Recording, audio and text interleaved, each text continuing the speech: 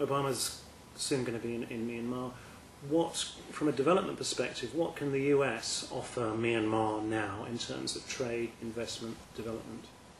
Well, I think that there's a lot. I mean, the U.S. continues to be a huge market. The current economic situation notwithstanding, there's a huge market in the U.S. And so opening up access to that market for Myanmar is going to be critically important for Myanmar's near-term and medium-term growth. So that kind of relationship is critically important. But also I think what the U.S. can offer in terms of direct foreign assistance is going to play an important role, but also critically the role that the U.S. plays with the regional development banks such as ADB and the World Bank as a major shareholder of both institutions is also quite important.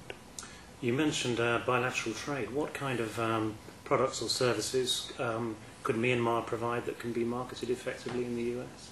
Well, I think Myanmar is an agriculturally dependent economy. It is currently the world's second largest exporter of pulses. So there's clearly some advantage and some competitive advantage there in the agriculture sector. The agriculture sector still remains quite slow moving and in need of a lot of investment. So that's an opportunity there. But also, of course, in petroleum and in energy sectors, there's a lot of opportunity there for growth. I mean, I think critically is to keep the balance with green growth and making sure that we're making that the correct type of investment when we're thinking about that.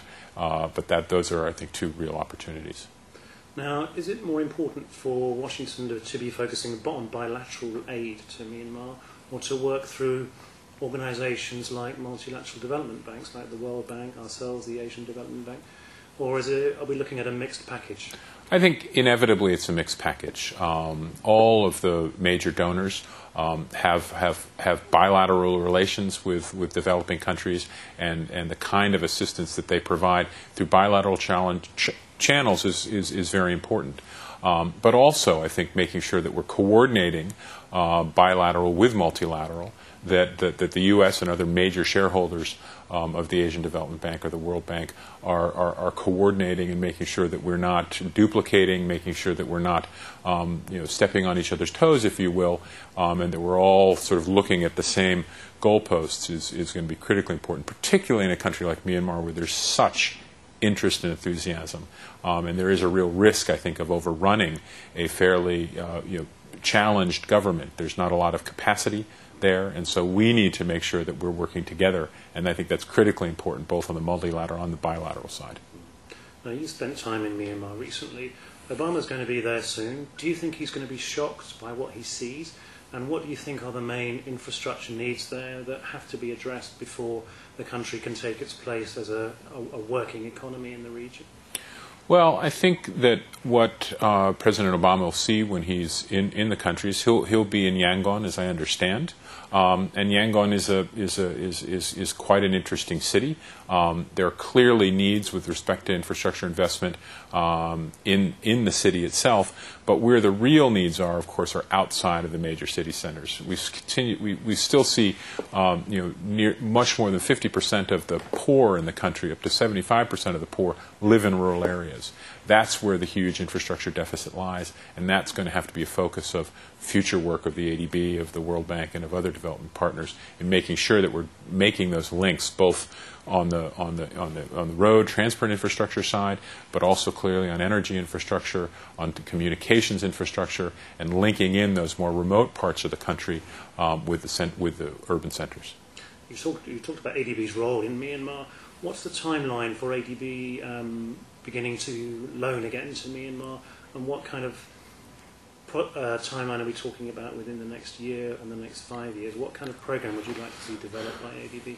Well, a couple of weeks ago, we approved our interim country partnership strategy for Myanmar, and that sort of sets the stage for the next 18 months. And what that next 18 months will consist of is much deeper analysis on a variety of different sectors.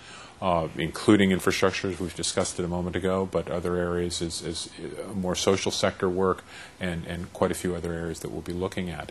So over the next 18 months, it's going to be focused on a lot of that type of analysis. We'll be also doing capacity development and capacity support for the government and helping them develop their development plans, thinking through what their challenges and their needs are. We'll also be able to provide support of a slightly larger nature when it comes to thinking about macroeconomic management and areas like that, which are also critical in the medium term. But as far as getting into actual major lending operations, that's still going to take some time. I would say that we will not be seeing major lending operations in the next 18 months, but within the next 24 months we might be able to see some larger projects come online. But it will take that amount of time simply to develop and to diligence those types of projects as well. Okay, thank you very much. Thank you, Sean.